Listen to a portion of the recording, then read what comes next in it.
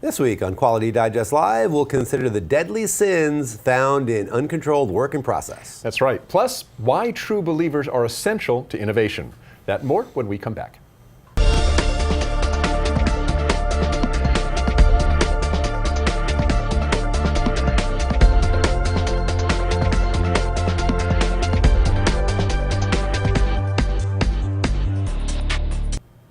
And welcome back to Quality Digest Live for April 10th, 2015.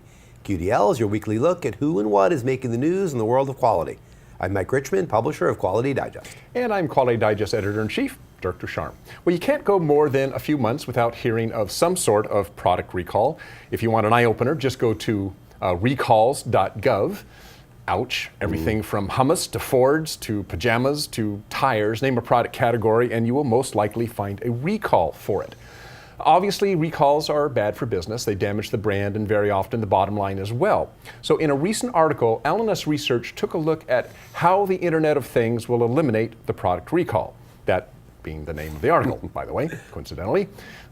Not coincidentally. Not so coincidentally. I planned it that way. Anyway. Right. Okay. In the article, L&S looks at several ways that Internet of Things can help make product recalls a thing of the past. So first of all, there's traceability. With supplier networks growing across industries and with any faulty component being the potential cause of a disastrous recall, being able to track and trace a product has become much more critical. In the future, says L&S, as each component of a product is fitted with an IP-enabled sensor, it will be possible to proactively manage quality issues before they advance downstream in the supply chain. In other words, you may be able to spot problems before a product makes it into the field. And by the way, also trace back up to maybe get to the root cause of what a component problem was. Next, there are what we call smart connected products. And these are network connected devices that will give manufacturers the ability to make changes and fixes on products remotely. We've kind of talked about this in the past a little bit. It also provides intelligence back to manufacturers of products directly, rather than a customer having to go through some sort of support line or call center. And this is going to give companies real-time access to product performance in the field. And armed with that, it may be possible to predict a failure before it occurs.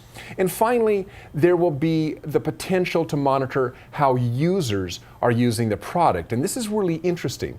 This does have some security issues that need to be addressed, but from a product reliability standpoint, it makes a lot of sense. If you're monitoring how the user is using your product, maybe you'll discover that the user isn't using the product in a way that the manufacturer anticipated. That happens all the time. You can't think of every possible way somebody's going to manipulate your product. And the way they're using it may actually be putting a strain on the device, and that would be good information, right? First, you could potentially head off a problem before it occurred, and second, you could use that information to improve or safeguard the device. So we hear a lot about IoT. Some people think, like they used to think about the web, is just a fad, but it's not. IoT, the Internet of Things, is here to stay. How we use it is up to us. But as we have said in the past, smart manufacturers are going to use this technology to make products safer and more user-friendly. So be watching out for more IoT in practically every device you're going to buy in the future. Yeah, absolutely. And hey, supply chain, in terms of recalls and things like that, it's very important. I think that this is a use for IoT that really is very broad. To be able to prevent product recalls or maybe mitigate them before they even really would happen. Right. To see what's really going on in the field. And it's, hey, like you say, it's here to stay. So, Yep. Let's adapt to it and make sure we use it properly. The refrigerator can tell you when you're out of milk. That's right. That's good too. It's awesome. I need that. Thank you, Dirk. All right. Well, Dirk, are you ready for a standard targeting the use of drones? No. Yes. I want unfettered access to the sky. Well, drones, of course, known as unmanned aerial systems, AES. UAS. They change, I'm sorry, but they change what drones, the acronym for drones is like every 6 months. I know. It used to be UAVs. UAVs. Now, in this story, the ISO is referring to it as unmanned aerial systems, UAS. UAS. So there you go. Well, get ready, because according to a recent interview from, as I mentioned, the International Organization for Standardization, early development work is now underway on just such a project. ISO spoke with Courtney Robinson, who's the Director of Civil Aviation Infrastructure at the Aerospace Industries Association, and he's also the brand new Secretary of ISO TC20 SC16, which is the technical committee now looking at this very issue. The interview with Robinson, which appeared in Wednesday's issue of Quality Digest Daily, reinforces what's becoming apparent, that the use of drones is increasing rapidly and is forecast to grow even faster in the very near future. Industries such as forestry, energy, and of course military, defense, and homeland security are already using drones extensively for many tasks. Drones today, they deliver supplies, they monitor remote locations, and they help regulate traffic. They do a lot of things. And in California, it's being used a lot for agriculture as well. Agriculture, exactly right. I mean, the ability to use these things unmanned to gather information is really immense. So it's not a surprise that Robinson and his team are laying the groundwork for standards that will, in his words, quote unquote, bring about a globally harmonized airspace for routine unmanned aircraft systems access that will expand the commercial opportunities without compromising on safety and overall airspace efficiency. So think about those words. Just say that for a moment. Expand commercial opportunities without compromising on safety and efficiency. Now, that sounds like a job for ISO, if you ask me. Yes, I think that's what they they do. Now, there's no word on when such a standard or even a draft standard might be forthcoming, but meetings continue, and we're going to continue to keep you updated and informed about their progress. Important stuff. I mean, we kind of joked about that a little bit, but I mean, it's important. I mean, regulating this and making sure that the commercial opportunities and the safety of drones, I think is really important. That's what ISO and that TC is going to be working on. Yeah, and here in California, we see a lot about the drones because the movie industry is using them a lot, and finally got some special dispensation to use drones within certain confined areas. And agriculture, same issue. They use them to scope out their fields, That's right. kind of see what's going on, monitor their fields, and take images and that sort of stuff. So it's gonna have some really important commercial uses. Yeah, no doubt about it. I really want one. Okay, in the article 7 Deadly Whips, Jim Benson asked the question, what destroys your ability to finish? And the answer, uncontrolled work in process. Your work in process should be controlled, not limited, mind you, but controlled, and you need to ensure that the work you are doing is the work that you want. So there's always work in process, and there's work in process that you want to be doing, and then there's the work in process that comes along that isn't really what you want to be doing. That's really what he's addressing here. And unfortunately, there are just too many ways that we can lose control of our work in process. And Benson goes through several of these. I just want to touch on a couple of them, just because I think there are things that pretty much everybody can relate to. First of all, there's interruptions, obviously. But Benson says, it'd be silly to say that you need to eliminate interruptions. You can't eliminate interruptions. And in fact, some interruptions are important. The world isn't perfect and stuff's going to happen that you don't expect, and you have to deal with it. So that's fine. You got to have interruptions. But what we need to do is set aside time when we focus on the work that needs to be done free of interruptions, except for maybe the pants on fire types of interruptions that come along. And he suggests ways to do that. You got to set aside some time and just say, look, I'm not supposed to be interrupted for these 2 hours while I do my emails and return phone calls or whatever. Next, another thing that can interrupt or can give you uncontrolled work in process is new ideas. Now this sounds a little strange, right? New ideas, we want new ideas. Well sure, new ideas are great. But too many new ideas really is not so great. We're talking about triage here, right? We've said this before. You can only pursue just so many good ideas. So pick wisely and make sure you have the resources to pursue them properly. Now, here's an interesting one. Overload overhead. This is another cause of uncontrolled work in progress, says Benson. And overload overhead is kind of a funny term, but what it means is this is when an employee has so much work they can't concentrate their time and energy appropriately on any one project. Now think about this. As a human, we can only switch contexts so many times in a day. So, you're working on project A, and now you got to go to project B, so that's a completely different project, and you kind of got to wrap your head around where you left off with that, and what was I doing? Then you kind of come up to speed, and then now you got to switch over to project C, so now you're switching contexts again. Switching between a couple, that's not bad, but as you switch between more and more projects, the context switching starts to really take over your time and getting geared up. And The problem is that once employees start to get overloaded, the overhead associated with this context switching and the status meetings and the firefighting and dealing with the missed deadlines and so forth because you're getting behind on your project because you've got too many of them, these issues escalate. In other words, once you utilize a person's time beyond a certain point, you don't just get diminishing returns. You actually get negative returns. Mm-hmm. So it's not one of those things like, well, we're not getting as much out of him, but we're still getting something out of him. It's like, no, we're going backwards. Yeah. You overload a person and you actually start losing time. Well, so what we hear about the fact that people assume that they're good multitaskers. People say that all the time. Yeah, right. In corporate culture. Nobody's a good I'm a great multitasker. Yeah. Nobody really is. And they've actually tested this. They've tested this. Yeah. Some people do multitask better than others, but nobody is a good multitasker. Nobody does you it better. always lose something. Right. Nobody does it better than focusing on one thing at a time, right. finishing it, and then moving on. Now, as you say, interruptions happen. That's not always possible or even often possible, but it's optimal if you can. Right. That's what Jim's talking about, I think, in this piece a little bit. Exactly.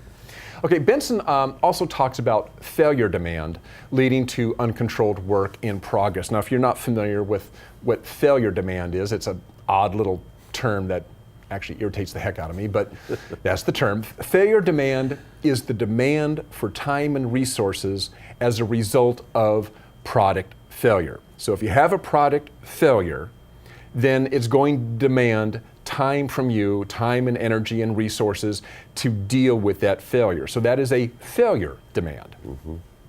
So for instance, so you have to put out a fire, right? So now you have to figure out why so you have a problem, you have a failure of some sort, you have to put out that fire, you have to figure out why it started, you have to fix the process, you got to go back and do root cause analysis and all of that. And by the way, product failure and thus failure demand most likely is caused by the other types of uncontrolled work and process that lead us to not to do the job right the first time. So it's kind of a vicious circle. And so what he's talking about here is you have all these things that we're doing. You got uncontrolled interruptions, you've got overloaded employees and some other things that he mentions. Those cause you to do not as good a job on your project or developing a product or whatever your task is as you could do. This, of course, leads to failures. Those failures then generate failure demand, and now you're in this death spiral where you got more demand, you can't really do your job well, and that leads to more errors and so forth. So you really want to get out of this. Finally, and this is really interesting, another source of uncontrolled work and process is premature plans. Plans are not supposed to be cast in stone. You don't make a plan and then assume that you're going to rigidly stick to it. Planning is a verb, says Benson. You don't make a plan and stop. You engage in planning. So premature plans also lead to overhead. You aren't meeting the milestones. Your Gantt chart said you should, so you start calling meetings and try to light fires under people's butts, which leads to overhead for some of them, and so on and so forth. So plans change, live with it, and expect it. All of these things we've discussed can be controlled. You just have to be aware of them and have a plan for how you're going to deal with them. That's all. How are you going to control interruptions? How are you going to handle new ideas? How are you going to ensure that you don't overload your employees and so forth? So think about it, plan for it, but remember that your plan can change, and it will. It will, absolutely. Yeah, I mean, organizations today are very complex, and what Jim Benson is really good at is looking at complexity and saying, okay, you're not going to get rid of complexity. Complexity is a fact of life, but how do you kind of winnow away at the complexity and get to the heart of what you're really doing, and look at your work as a discrete thing that you can manage? Because if you overload people and if you try to do too many things at once, and if you live in the world of interruptions constantly, and you think you're going to multitask and you're not, all those things are going to combine to sub-optimize your work process. I mean, it is complex. It's going to be complex, but make it as simple as you can, and it will be better than living in that complexity and just swimming in it. That's right. And speaking of new ideas, innovation. Innovation, it actually ties right in with that. Great transition there, Dirk. Thanks, I appreciate man. that. Thank you. Innovators are true believers is the name of our next story. And that was by Jeffrey Phillips that appeared in Monday's issue of Quality Digest Daily. You can actually see it right there. Well, innovators are true believers. What does that mean? Well, Jeffrey Phillips is a new contributor, a relatively new contributor to Quality Digest Daily. We've run his stuff here for a little while, and he's a new contributor to us, but he's been in this space for a while. And as you can, I think, imagine from the title title of his article. He really focuses on innovation. That's what he does, and he looks at how innovation and innovators not only bring ideas into an organization, but make them actionable. I really like that because it's more active than just simply looking at, again, at an idea and saying it's great in a vacuum. You have to bring it into your organization and make those great ideas actionable. The article talks about how to generate innovation at large corporations in particular, which is interesting because many of us work for large corporations and we need to understand the differences between how a large organization innovates and brings ideas into their organization versus a smaller one. To do that in a large organization, what you've got to do, as Phillips points out, is you've got to find the people in the organization that he calls true believers. And of course, that's where the title of the article comes from, true believers. Now, in case you don't understand the jargon, that term, true believers, most people in most managers in the organization would simply call true believers troublemakers. Right. Cut through the jargon right away. Right. Troublemakers, true believers. True believers, yeah. Well, at least it can seem that way, that they're troublemakers. These are the people that are always asking why, they're always challenging the status quo, and they're always trying to sidestep or change established systems and protocols. They're also the ones that you desperately underline, italicize, bold, need if you're going to seriously attempt to innovate at a big enterprise. And why is that? Well, because those people that are those innovators, those true believers, those troublemakers, are the ones that have good ideas. They're the ones that are a little frustrated many times because the organization doesn't really honor the ideas or be able to process them. Sometimes these people have a lot of ideas. Many times they have a lot of ideas all the time about how to change work that they're doing and improve it. So you have to take advantage of that. Now, as Philip says in his piece, you have to kind of winnow out the people that are just the cranks. There are a certain percentage of those people that aren't, necessarily for the good. They just want to complain because they're really good at complaining. So you have to look at that and understand that and win those people out. But if you can find them and you can use them, it's really going to help you in a large organization. Most of these folks, I think, gravitate towards smaller companies and startups, and a lot of that's due to their own preferences. They like to have the freedom to kind of come up with their ideas and see them executed. A lot of that is because of the preferences of everybody else. If you think about it, I mean, again, go back to the fact that they're a little bit of troublemakers, right? I mean, sometimes these people find themselves pushed out of large organizations and they kind of end up in small organizations and startups, which is great for small organizations and startups because they have this lifeblood of fresh ideas and there's not this huge structure of 8 different levels in which an idea's got to be processed. It can happen and implement pretty darn quickly. Again, true believers can be rather annoying to managers sometimes. Often managers like more predictable employees who play by the book, and those employees often will follow the rules and do what the managers want them to do, but they rarely come up with breakthrough ideas, right? I mean, if everybody's thinking the same way, you're not going to come up with those radical left field ideas that everybody else is like, it's crazy, we can't. Wait a minute. That's the moment you really want. But if everybody wants to please the boss and if everybody wants to just follow along with what the book says you're supposed to be doing, you're not going to get there. You're not going to get there very easily. So the moral of the story here is put up with a little crankiness. I think it's good. In a large organization, if you have a team and you have a couple of cranks in that team, you know what? Don't only put up with them. I put up with them definitely, but also listen to them every once in a while at least. Listen to what they say, because if you're looking for innovative ideas and if you want to push your company forward, you need those people. You need those true believers to bring what they can to the organization, those out of left field ideas, because hey, every once in a while, one of them is going to hit, and that's going to be the idea that you want to push the organization forward. Right, and by the way, tying back into what Benson said, sometimes these people can generate a lot of ideas. Yes. And you have to pick and choose. What are the good ideas? Which ones do we have the time and the resources to concentrate on? And the other ones have to be backburnered or maybe just cut out. It's like, okay, well, that's a good idea, Frank, and we're going to do that, and we have some resources, but the other ideas may be good, but not now. Not now, exactly. Yeah, you use the word triage, and triage is really the right term for how you deal with that. You look at it quickly, and you make some determinations. You don't just forget about the ones that you back burner, because some of the back burner ones obviously are going to become front burner issues really, really quickly.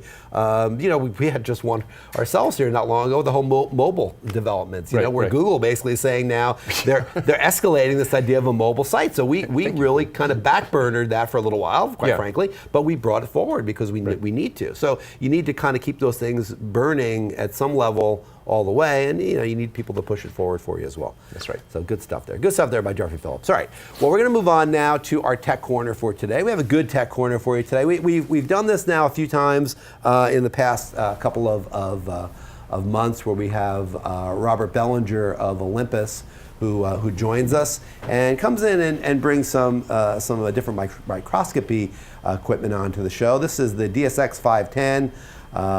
It's with Rob Bellinger, and Dirk's joining him now. So guys, take it away. Yeah. Thanks, Mike. Yep. Well, Mike said we're here with Rob Bellinger, a frequent visitor to our set here, to talk about some cool Olympus equipment. And what are we looking at today? Well, today I brought in the DSX 510. This is our upright, high-resolution digital microscope, part of our series of digital microscopes. We have the 110 model, which is the little lower mag, capable of angle imaging on tilts, meant for larger parts and working underneath of the microscope. The 510 is our upright version, and we have a 510i, which is our inverted version of this system as well. And inverted means what? Looking at the sample from underneath, okay. where you put like flat samples onto the stage, Got so samples that are cross-section and polished and stuff like that. So some of the new features I want to cover on the 510i are mostly software driven. The 510 upright. So we're going to go through a few of those. One of the starting points we have is our best image function.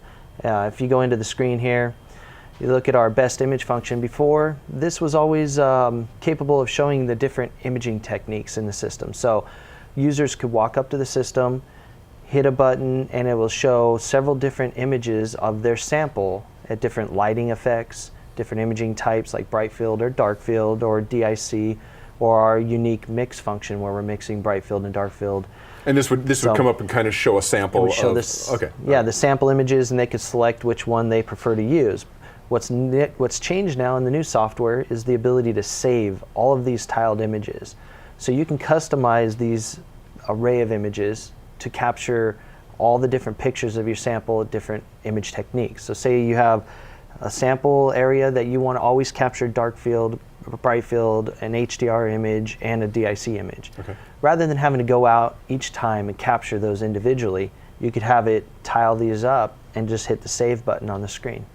And it'll save all those images into a format. So then when you come back to measure, it's going to take each of those different lighting conditions into effect. So you're saying in the past you would have to select, let's say, bright field, go out and capture an image, come back, say dark field, go out, and now it'll just, you line up the type you want, and it'll just spit them all out. You line up the types you want, it'll capture them all automatically for you, and you save them out. So you can have one area of your sample, have multiple different imaging techniques on it, and save those in one shot. Okay. So again, you can still select the imaging technique you want and hit apply, and it'll go out to the microscope and apply that imaging technique. So this is just simplified for user interaction. They don't have to go in and select this mix mode, select the brightness, select the exposure rate. They just look at the best image, and it puts it right on the screen for them. Okay. One of the other new features is, imaging out of the field of view. Being able to get an area on your sample quickly, to be able to either use that as the picture you want to take or use that as a guide function to know where you're at higher mags on your image, what we call a map function. If we go into our stitching here on the screen, we can choose live panorama now.